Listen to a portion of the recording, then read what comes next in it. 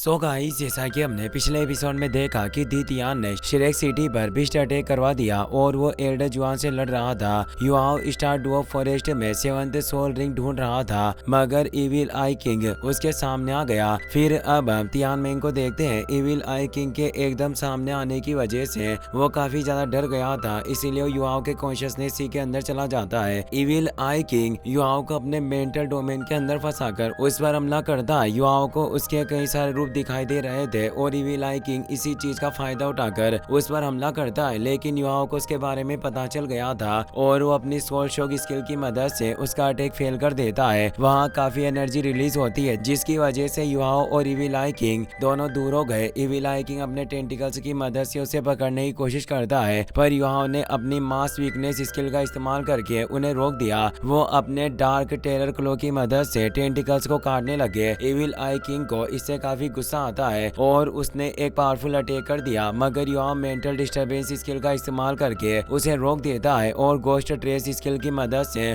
उस पर हमला करने लगा। इविल आई किंग वहां से दूर होकर उसके हमले से बच गया। वो कहता है कि मुझे यकीन नहीं हो रहा है कि इस इंसान की मेटल स्किल मेरे बराबर है, पर आखिर ऐसा कैसे हो सकता है। अब मेरे पास कोई रास्ता नहीं, मुझे इसे खत्म करना होगा। वो अपनी सोल एब्जॉर्वेशन स्किल को एक्टिवेट कर लेता है। तियानमेंग इससे काफी घबरा गया था। वो युवाओं को बताता है कि ये सोल ऑब्जर्वेशन स्किल है, जो कोई भी इसके टेंटिकल्स को टच करेगा तो उसकी मेंटल पावर खत्म हो जाएगी और इविल आई किंग उसकी सोल भी छीन लेगा। युवाओ इधर उधर भागते हुए उसके हमलों से बचता है। वो कहता है कि ये स्किल सच में काफी खतरनाक है, पर अफसोस की बात है कि ये मेरा कुछ नहीं बिगाड़ सकता। वो डार्क टेरर क्लो का इस्तेमाल करके टेंटिकल्स को काटते हुए इविल आई किंग की इविल आई पर हमला करने लगता है। इविल आई किंग काफी घबरा गया था और युवाओं को अपने टेंटिकल्स के बीच कैद कर लेता है, पर फिर भी युवाओं उसके जाल से बाहर निकल गया। इविल आई किंग के पास कोई रास्ता नहीं था, इसीलिए वो अपनी इविल आई गेज स्किल को एक्टिवेट कर लेता है। तियानमेंग बताता है कि इविल आई गेज इविल आई किंग की सबसे पावरफुल सोल स्किल है। एक बार इविल आई एम्परर ने दितियान से फाइट करते हुए इस स्किल का इस्तेमाल किया था, जिसकी वजह से दितियान 5 सेकंड तक अपनी जगह से नहीं हिल सका। तुम्हें इससे बचना होगा वरना तुम मारे जाओगे।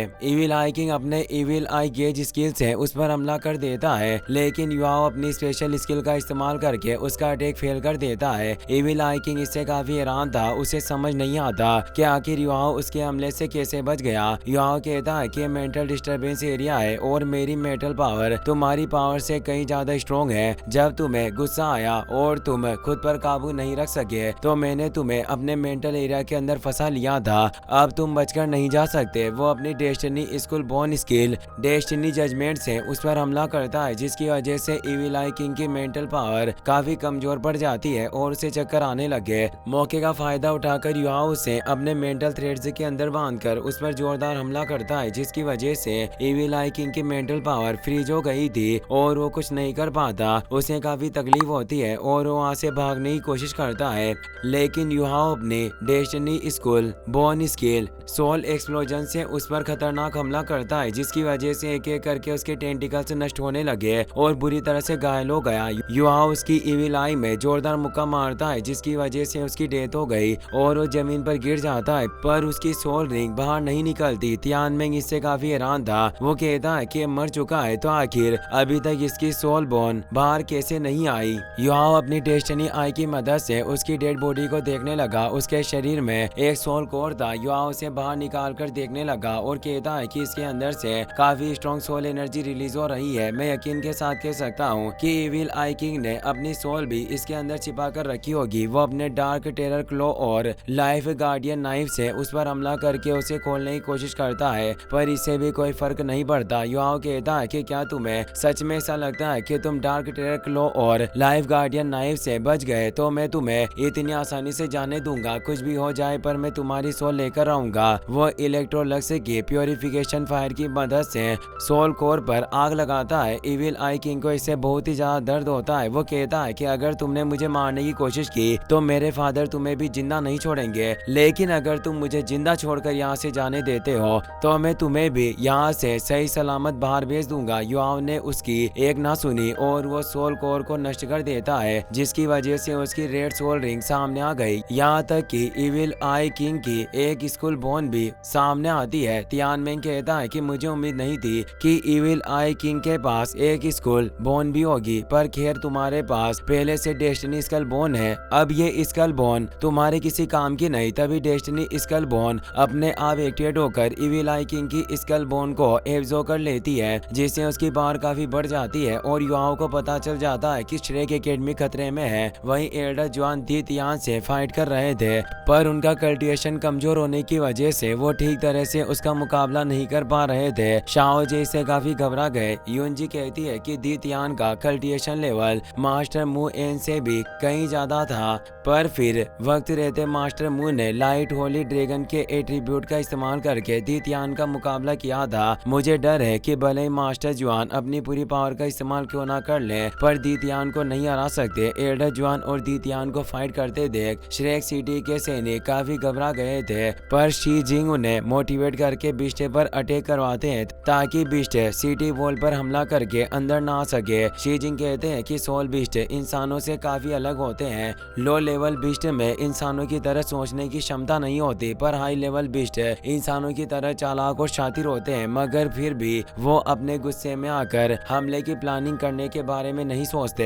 ये चीज हमारे लिए फायदेमंद साबित होगी, क्योंकि अगर बिस्ट इसी तरह बेवकूफी से हमले करते रहे तो हम आसानी से इन्हें सिटी के अंदर घुसने से रोक सकते हैं। उन्होंने सैनिकों से हाई लेवल सोल कैनन्स की मदद से सोल बिस्ट पर हमला करवा दिया, जिसकी वजह से बहुत सारे बिस्ट मारे जाते हैं। बीजी को इससे काफी बुरा लगता है। वो कहती है कि तुम इंसानों ने इतने ज्यादा खतरनाक वेपन्स को बनाया और इनका इस्तेमाल तुम हम सोल बिस्ट के खिलाफ कर रहे हो, पर मैं ये सब होते हुए नहीं देख सकती। वो अपनी मार्शल सोल एमराल्ड स्वान को एक्टिवेट करके श्रेक सिटी के सामने चली जाती है। उसके अंदर से लाइफ एनर्जी निकल रही थी, जिसकी वजह से मरे हुए सोल बिस्ट दोबारा जिंदा हो गए। सोल कैनन्स की वजह से मरकर बिस्ट की सोल रिंग से बाहर निकल रही थी, पर बीजी अपनी लाइफ फोर्स की मदद से उन्हें दोबारा जिंदा कर देती है। वो कहती है कि शुरुआत में मैं दीतियान के साथ मिलकर अटैक नहीं करना चाहती थी, पर अब मुझे मानना ही होगा कि तुम्हारे जैसे इंसानों के होते हुए हम सोल बिस्ट जिंदा नहीं रह सकते, इसीलिए इस वॉर में हम अपनी पूरी ताकत के साथ लड़ेंगे। तभी यूनजी उसके सामने आ जाती है। वो कहती है कि तुम तो 10 ग्रेट सेवेज बिस्ट में से एक एमराल्ड स्वान बीजी हो और तुम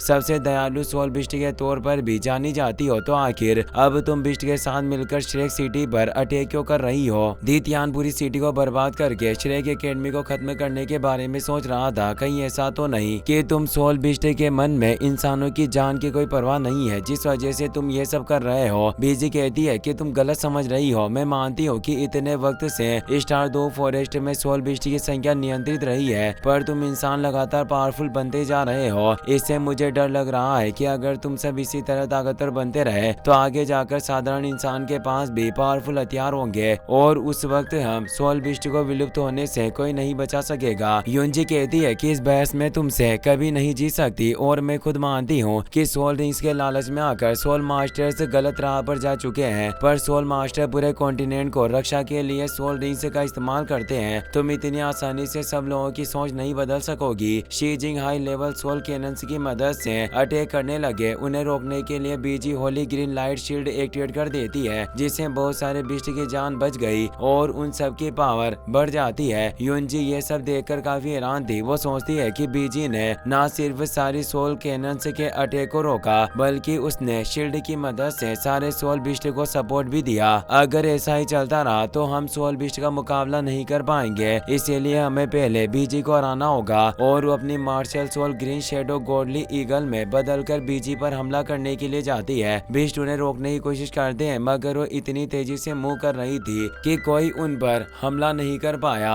अपनी मॉम के पावर देखकर जियान काफी ज्यादा खुश होती है। कियान बताते हैं कि सी गॉड पवेलियन में एल्डर यूनजी मास्टर जुआन के बाद दूसरे नंबर पर आती है। यहाँ तक कि उनकी सोल पावर भी लेवल 97 पर पहुंच चुकी है। यूनजी बीजी पर अटैक करने वाली थी, लेकिन 1 लाख साल पुराना 6 विंग गोल्डन टाइगर वहाँ गया। वो उन्हें कैद करने की कोशिश करता है, पर यूनजी अपनी 6 soul scale green wing storm का इस्तेमाल करके आसानी से बाहर आ गई। वो दोबारा बीजी पर हमला करने लगी, लेकिन इस बार भी गोल्डन टाइगर ने उन्हें रोक दिया। वो बीजी से कहती है कि आपको फिक्र करने की जरूरत नहीं है, मैं आपको बचाने के लिए यहाँ आ चुका हूँ। मेरे होते हुए कोई आपको चोट नहीं पहुँचा सकता। वो मल्टीपल स्लेशेस की मदद से उन पर हमला करता है, मगर यूनजी इतनी तेजी से मूव कर रही थी कि उन्हें स्लेशेस से कोई फर्क नहीं पड़ता। वो गोल्डन टाइगर की हालत खराब करके बीजी को मारने लगती है, लेकिन तभी दीतियान उसके सामने आ गया। उसे देखकर वो बहुत ही ज्यादा डर चुकी थी। उन्हें समझ नहीं आता कि अब क्या किया जाए। दीतियान अपनी स्पिरिचुअल पावर के जोरदार अटैक से उन्हें दूर कर देता है। उसके अटैक की वजह से वहाँ काफी एनर्जी रिलीज हुई थी। मौके का फायदा उठाकर बहुत सारे बिस्ट सिटी वॉल के पास पहुंच गए। सैनिक उन्हें रोक नहीं पा रहे थे। शी जिंग अपनी सिल्वर प्लेट और स्पेस एंड टाइम का इस्तेमाल करके सबको एक जगह पर रोक देते हैं और अपनी 8 soul skill space and time के ओस फ्लो को एक्टिवेट करते हैं, जिसकी वजह से सिटी वॉल के पास मौजूद बिस्ट दूर हो जाते हैं। तभी मास्टर जुआन घायल हालत में आसमान से नीचे गिरते हैं। उन्हें देखकर सब लोगों के होश उड़ गए। उन्हें समझ में आ जाता है कि दीतियान ने उन्हें हरा दिया। दीतियान मास्टर जुआन पर हमला करने लगता है, लेकिन तभी सी गॉड ट्री एक्टिवेट हो गया। उसके अंदर से मुएन की आवाज आती है कि दीतियान अपनी हद में रहो। सी गॉड ट्री की एनर्जी की वजह से दीतियान दूर हट गया। वो पूछता है कि ड्रैगन गॉड दुल्हो मुएन, क्या तुम अभी भी जिंदा हो? इसी के साथ ये एपिसोड यहीं पर खत्म हो जाता है।